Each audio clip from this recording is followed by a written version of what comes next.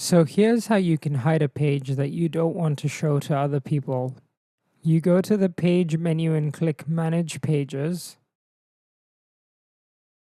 And then there's an option here when you click the triple dots to show a page or to hide it. So I'm going to hide the contact page.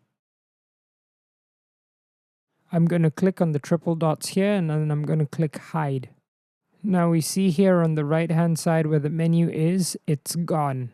If I click Show, it shows up. So users on a site can't access a page when it's hidden unless you have a button that is linking to that page. So for example, on the guitar page, if I want to access any of these pages, they're all hidden. I can only access them through clicking this button here.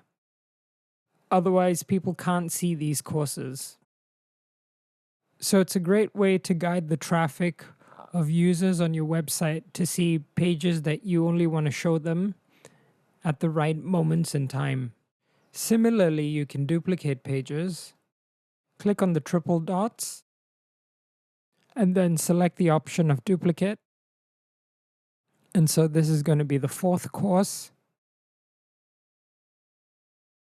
And so now if you've done a good template, all you have to do now is just change the information accordingly for each product.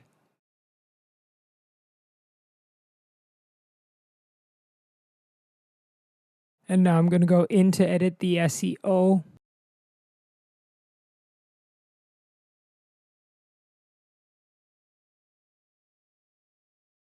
And like this, I'll go ahead and replace all the videos and text with the necessary content. So go ahead and try to hide and duplicate some pages on your website.